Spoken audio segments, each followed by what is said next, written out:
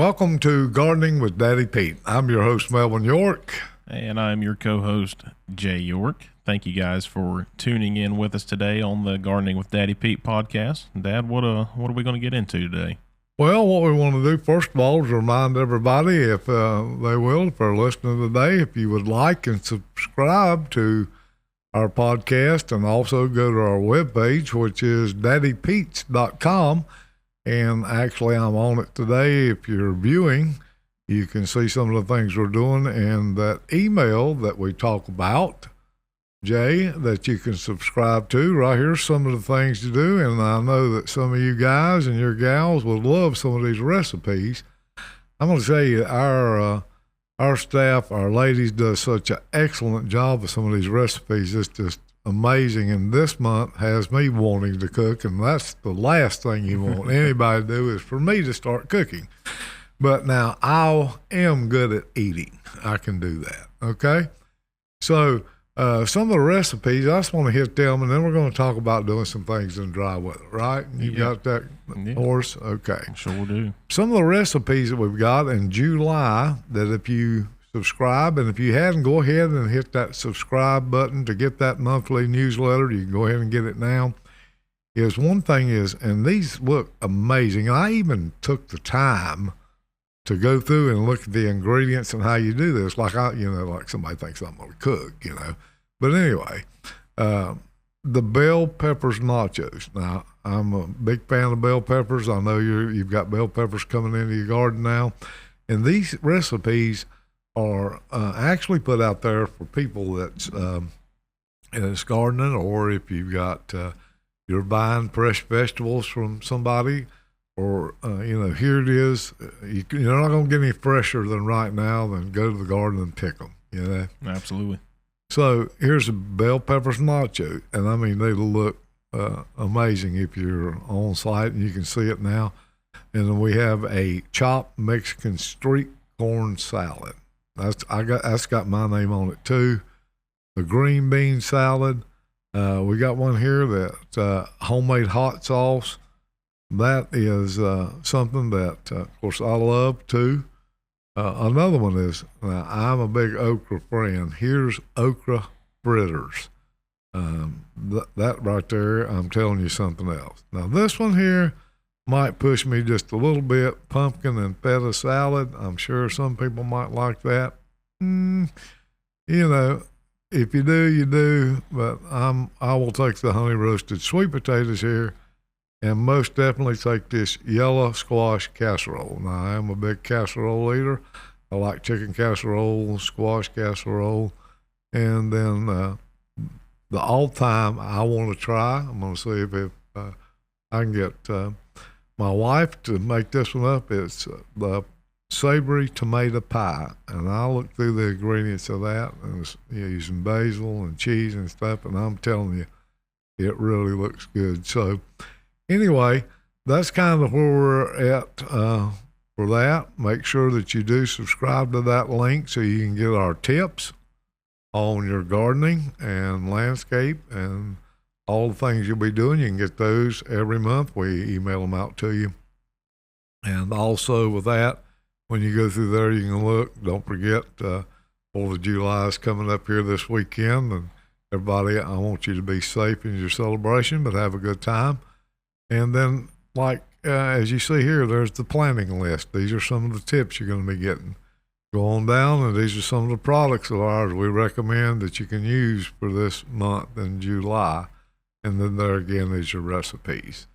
So that brings us to another subject, Jay. What we're going to hit on today? Yeah, this is tying in with our July blog. As Dad had mentioned, you are going to look at, our website there. You'll see at the bottom, as Dad was mentioning earlier, subscribe to our monthly newsletter. You'll get one of these the first week of each month.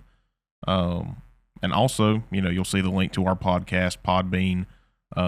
You can find all of your favorite streaming platforms. You can follow along with us here and stay up to date on the latest gardening tips for what's going on that month.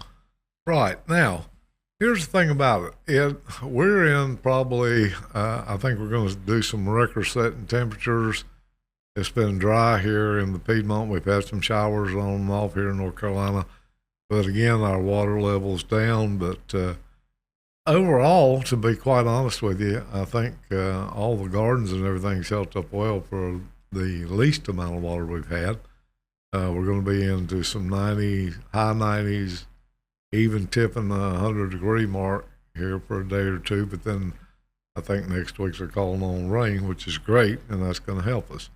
But let's talk about your landscape. I know we got a lot of people that's got new construction, and they're wanting to get some planting done. Now's not really the time to start planting your landscape, but you can. But it's going to take a little extra effort. Some effort, some thinking, some planning, and being cautious with your decisions right now is the biggest thing to make the most of your budget and make the most of your time and your investment. So with that being said, the last couple of months we've talked about water conservation tips because we are in an ongoing drought here in the Piedmont of North Carolina. We've talked about more row gardening, water conservation tips, raised bed, water conservation. So today we're going to touch on, like Dad said, the landscaping side of things. So your biggest thing too is if you've had any existing shrubbery that you're still watering, that you've planted earlier in the spring, anything like that, any kind of watering that you're going to want to do, it's going to be between the hours of 4 a.m. and 9 a.m. earlier in the morning.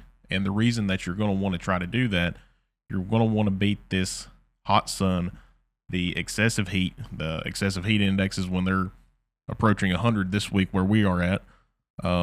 You're going to get a lot of evaporation. So you want to retain as much moisture as you can, especially if you are on water limitations, water conservation limits with municipal water. That's going to be a good way to make the most of your water. Yeah, and another thing is, and everybody says, why do you want us to do it early in the morning and not late at night? Well, this time of year, you're going to find out that while watering late at night, it's awful humid out, and that's actually does promote a lot of mildew and mold on plants. We want to make sure that don't happen. So if you water out early in the morning, as early as you can, let those plants soak that up, and then the sun comes out and then it dries the plant off, then you don't have that mildew or that mold effect on your plants. So that works a lot better. And another thing too, when we're watering, people want to water every day, and there's sometimes maybe in pots and things you have to do that. But in your shrubbery, you're better to water once or twice a week, deep watering, give it extra, and not a little bit every day. That way you do cut down, again, on some of these mildew or mold situations you can do by deep watering. And believe it or not, you may even miss a watering. If you do have a rain come up and you get a good rain, then you might could skip over one.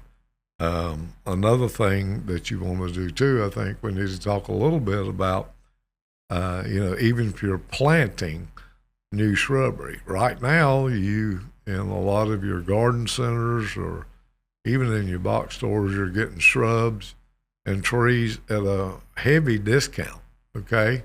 And because they're not wanting to take care of them during this time. So if you buy those, can you buy those? Yes, but there's a way to do that to make sure that they will survive this drought. Yeah. And obviously you would want to maybe try to wait until it's a little bit cooler. If you have a cooler spell coming on in your forecast, that would be your optimal time instead of, like you said, in a heat index like what we're in, approaching 100 degrees and even higher than that in some areas in North Carolina right now. But with that being said, if you are going to be doing any kind of planting, you're going to want to do it earlier in the morning. You don't want to do it during your peak time during the day, your 12 p.m.s, anything like that. And the reason for that is you don't want to shock your plants, and even really going towards the nighttime too, because you want to let that plant set in overnight, get a good cooler atmosphere to get itself established, to get itself accustomed, because it's just like any other kind of living organism. If you were going to take anything else and throw it into a new environment, it's going to be an adjustment period, getting used to its ecosystem and everything else too. Yeah, and one thing here too, if you are going to do that this time of year, which let me give you just a couple little tips that will help you do that. If you've already bought the plant and you can keep it watered, go ahead and dig your hole for that plant. Dig it in the evening or whatever would be good. Fill your hole up with water until it gets sort of like a muck in the bottom. Then go in earlier the next day and or either later the next evening, water again, plant your tree or your shrub into that.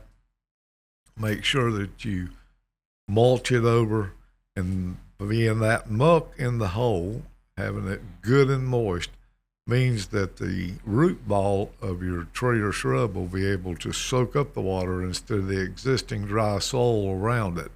So you're giving it the head start of that, and you want to make sure that you do that.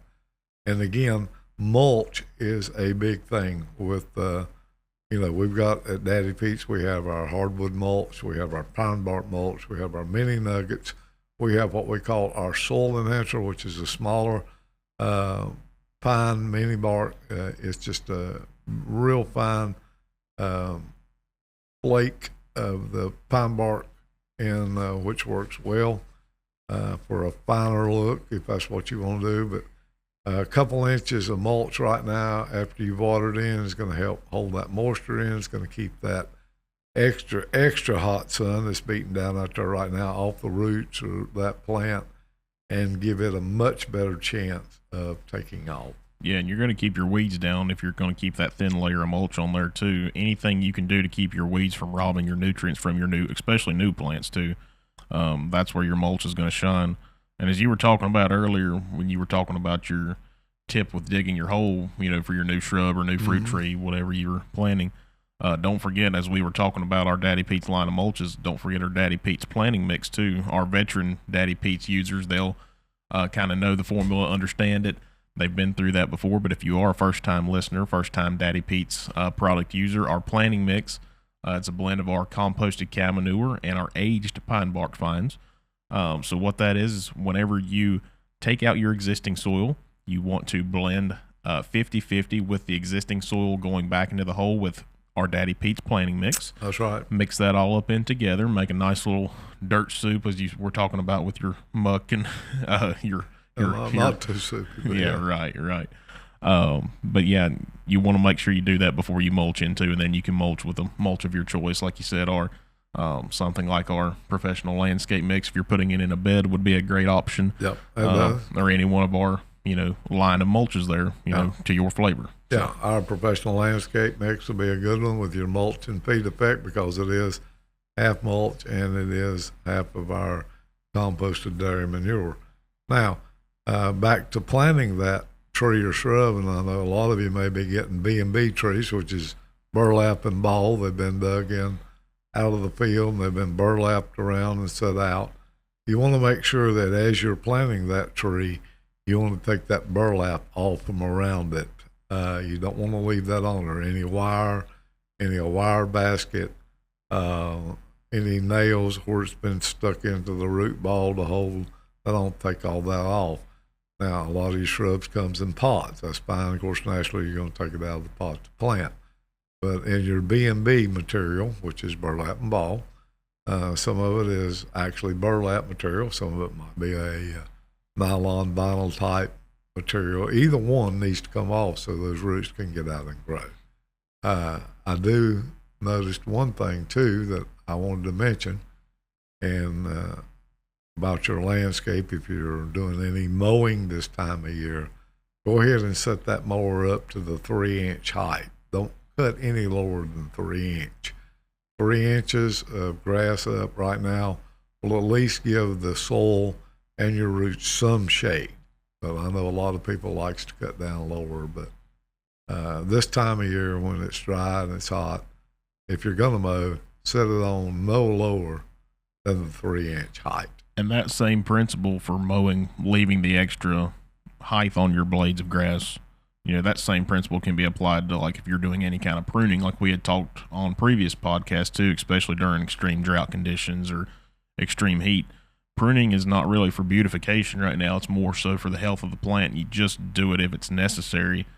And very light. Very, Very light. Very light. And that is more or less, we're not doing it, like you said, Jay, to bush the plant out. What we would do this for this time of year, we're not actually wanting to promote growth, but what we want to do is maybe thin out some of the leaves where air can circulate through there, and that does help some of the disease of the plant. And again, you're taking off a few extra stems there that may not be pulling water, but we're not trying to do a hard prune or a total prune, just thin out for some air to go through so that we're not actually trying to get the plant to promote new growth this time of year. So, but anyway, that's kind of what we got for this week, and I hope those tips kind of help you just a little bit. You know, you can always go to our webpage, which is daddypeach.com, and ask a question. We did have this question asked to us. The reason we're speaking about this week is, can I plant in these dry times? I do have a new landscape, and I don't want to wait till the fall. You can. It's a little extra work to it, a little extra water. You got to pay some more attention to it. Is the success rate going to be as high? Maybe not, but can it be done? Yes, it can be done. And if with the proper watering and the proper mulching, you can be successful with this. Absolutely. Yeah.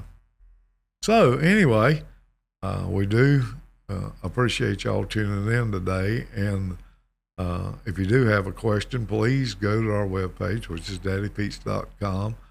Go ahead and send us that question in. We'll answer it. We'll send you back an answer. And we'll also do pick a question, and we do every week on our podcast. Also, subscribe to those recipes, to our garden tips. Just one email a month. We send it out to you.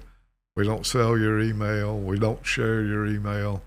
It's just totally for that, and hopefully that would help you some, and you can enjoy some of these good recipes. And a good way to get rid of some of those extra vegetables you got is to eat them now, And even if you didn't want to subscribe for whatever reservation you might have, don't want to put your email out there, follow us on our social media, on our Facebook page, Instagram, and turn on the notifications. That's the big thing. Go ahead and turn on the notifications so that way you don't miss, because I've seen we had I think it was a Facebook post yesterday or today. It had a link to our website with the blog and everything on it too. So you can, get those same tips as well. Of course, subscribing, it'll be sent directly to you, so you won't miss it. That's of course the preferred method. But if you're, if you're more of a Facebook person, more of an Instagram person, we have routes for you too. All right. Well, I'm going to wish everybody a happy and safe 4th of July. And if you're planning on the firecracker route, just go watch them. Be careful if you're planning on shooting off fireworks yourself, because a lot of people do get injured this time of year doing that. Another thing is, in our state, it's so dry, you're going to have to really be careful with any type of fireworks. But I know we got a lot of people traveling to and from the beach and the coast and the mountains and all around. Be safe on the roads, and we do wish you a happy 4th of July here from Daddy Pete. So, until next time, we thank you for tuning in. I'm Melvin York. And I am Jay York. Thank you guys for listening.